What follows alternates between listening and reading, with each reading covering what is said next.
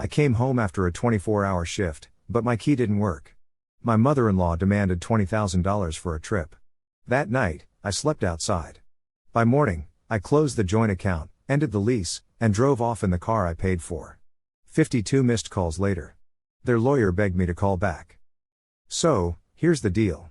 You've got this mindset where you think you're really important, and that's kind of your main issue. Picture this, I'm standing in front of my own front door, and my hand is shaking while trying to get the key into the lock. It just won't turn. I whispered to my phone, "This is my home," but my mother-in-law on the other end just chuckled, "Not anymore." Turns out, she and my wife have changed the locks and just stopped talking to me. I was completely fried from a 24-hour workday dealing with crashing servers and endless calls from people who don't even know how to turn on their computers. I was running on fumes, and now, my own home felt foreign with a lock that wouldn't let me in.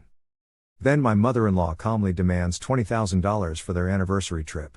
She says, "Send it today, or I'll tell her you've never been the partner she deserves." I couldn't help but laugh, not because it was funny, but because I felt something inside me snap. Where was my wife? Apparently, she was there, sleeping, avoiding my failures. I tried calling her, but it just went straight to voicemail, message after message unread. Out of desperation, I pounded on the door, but all I got was an echo in the empty hallway. Eventually, I just collapsed onto the cold floor, trying to make sense of everything. Then I got a message: "Families support each other, stop being selfish." I checked our joint bank account, almost cleaned out. All the money I had earned and saved, gone. Jewelry, hotels, shopping, mother-in-law's expenses, they had taken it all. I sat there for hours, shivering on the cold concrete, the ringing in my ears numbing everything else. Near dawn, the door opened just a crack. I perked up, hoping it was her. But no, just her hand, setting down a plastic container of leftover spaghetti with a note that read, "Your dinner." The door shut again, and I was left staring at it, angry and cold. I decided right then that I had had enough. I closed the joint account and canceled the lease. It was in my name anyway. The car parked downstairs, which I paid for and she always used, was mine now. I just got in and drove off. My phone kept buzzing, 10 missed calls, then 20, 30, and finally 52. The last one was from a new number, a voicemail from some lawyer named Lawrence Parker. They wanted to talk about some legal issue with my wife. I couldn't help but smile, though it was a cold smile. They wanted to mess with me, but they had no clue what I could do when I was free. I ended up at a cheap motel with a flickering neon sign, but I didn't care about the cold or the wind. I was filled with a mix of anger and disbelief. They thought they had wiped me out, but they didn't know who they were dealing with. I checked my banking app again.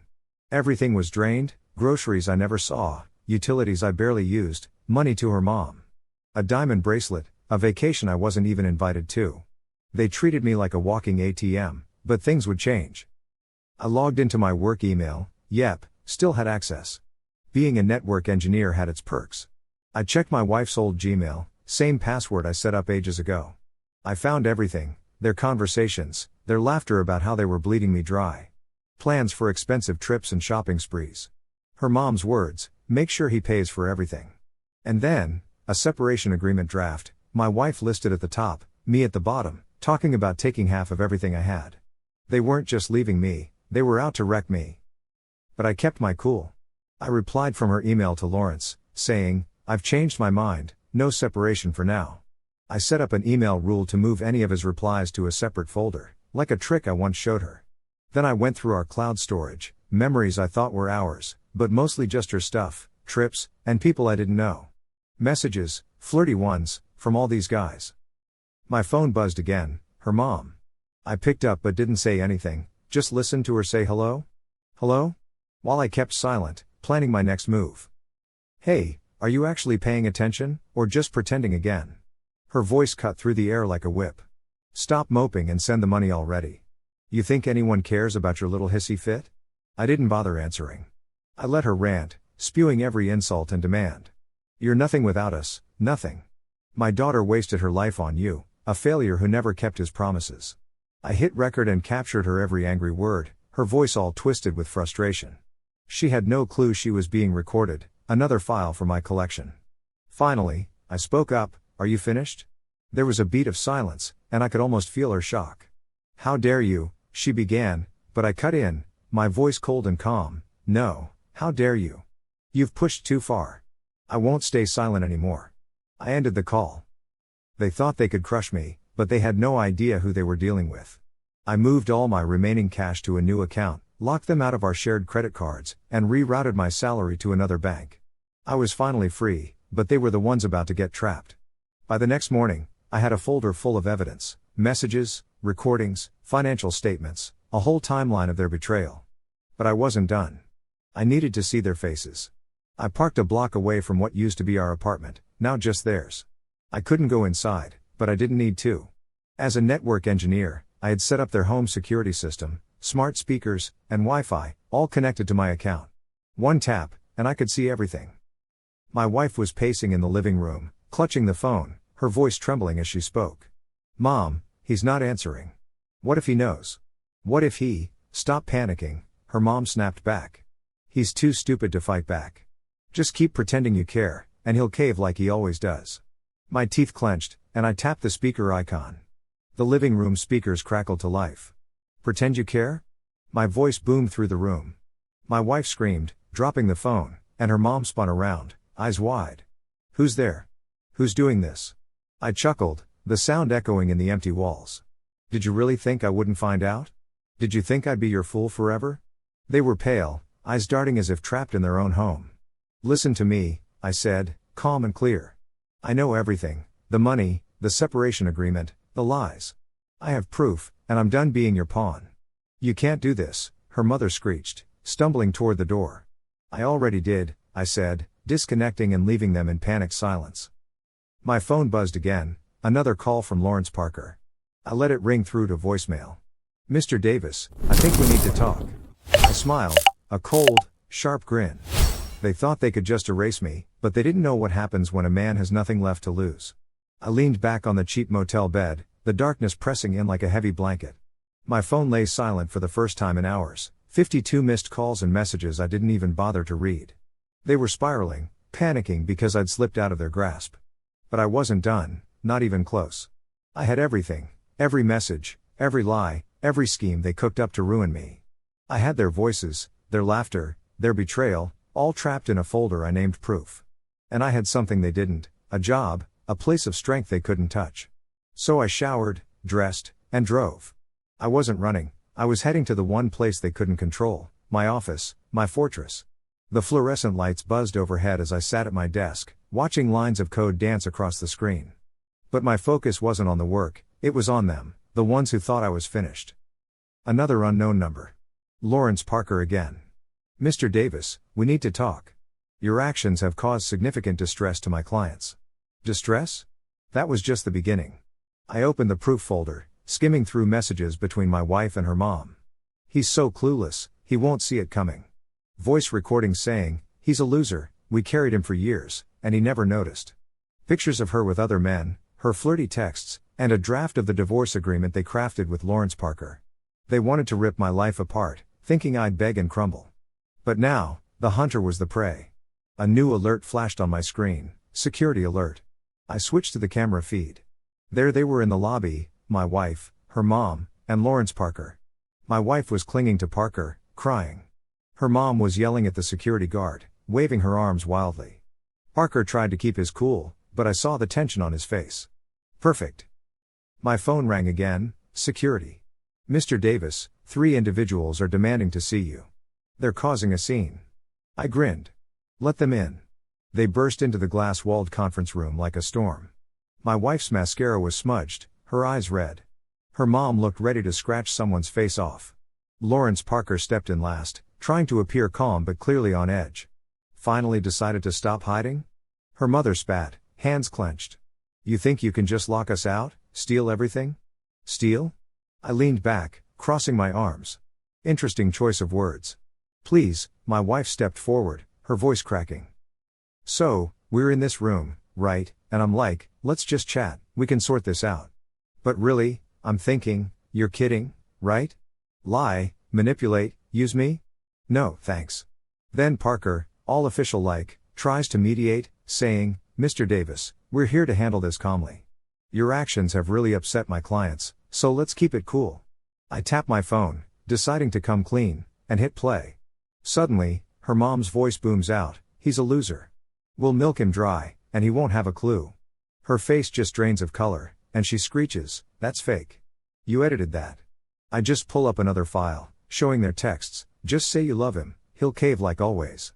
My wife's there, and she stumbles back, hand over her mouth, crying, "Stop it, that's not, I didn't." I'm like, "Oh, but you did," and pull out another document, the divorce papers Parker drafted. It was all about taking half my stuff and getting full support, but they missed something. Parker's eyes go wide, and he's all, "Mr. Davis, I can't talk private matters without their okay." I laugh, "Their weapon, huh? You thought I was some clueless sap." Her mom lunges at me, but my voice cuts through, "This is my workplace, everything's recorded.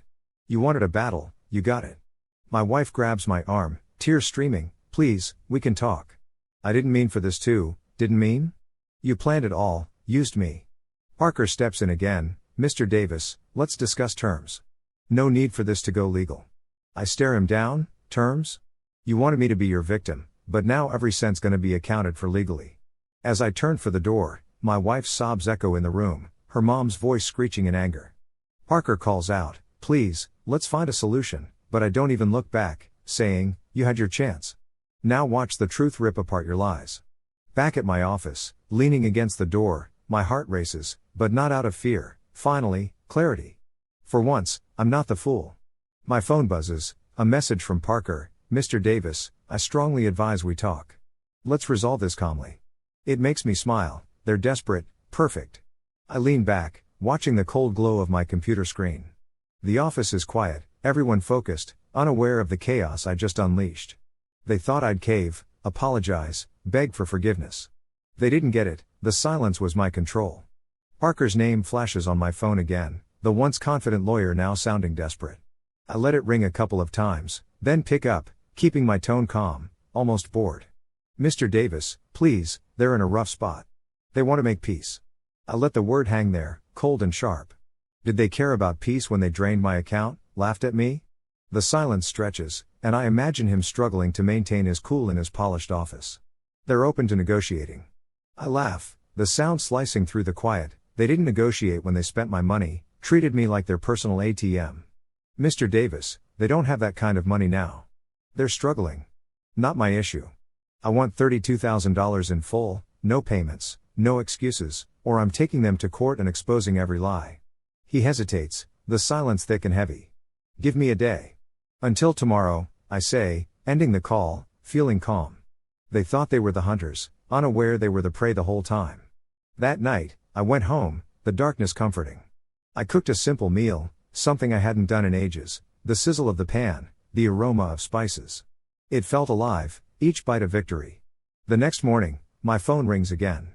Parker's on the line, his voice careful, that old confidence stripped away. "Mr. Davis, they've agreed.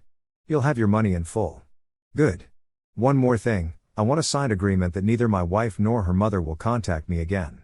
There's a pause, then a defeated sigh, "Understood." I almost pity them. Almost. Later, an email comes in, an official document from Parker's office. Full repayment of $32,000, and a signed agreement cutting those ties for good. I read it twice, savoring the satisfaction. They thought they could use me forever, now they're the ones crushed under their own greed. The next morning, I check my bank account, $32,000 deposited, every cent. The numbers aren't just money, they're proof. Proof that I wasn't the fool they thought I was. Then the messages start, my phone buzzing over and over. Desperate pleas from them, "We lost everything because of you." Her mother begging, "Please, just talk to me. We can fix this." My wife, just as desperate. But now, it's my turn to move on, and I'm doing just that. Man, I didn't reply or block them, I just let their words wash over me, powerless, as they yelled into the emptiness. Another message popped up, Lawrence Parker, asking if I was satisfied now that they had nothing left. I stared at the screen and felt more than just satisfied, I felt liberated. I typed a response, each letter sharp and exact, and then set my phone down, leaned back, and closed my eyes. The city hummed with life outside, but in this quiet space, I had everything I needed. I wasn't anyone's victim or tool anymore, I was the unexpected storm. The courthouse was nearly empty, and a bored clerk stamped my papers and handed them back. The divorce was finalized, my name and hers separated by a thin black line. No arguments, no second chances, just a clean break. Stepping into the cool air, I inhaled freedom. It wasn't painful or bittersweet, it felt like sunlight after rain. But that didn't mean they were done with me.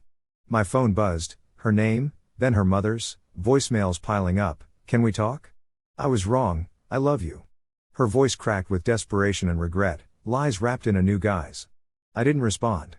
That night, I stood by my apartment window, city lights twinkling below, as another call and voicemail came in. "You can't just abandon us, we're family," her mother's voice twisted with anger.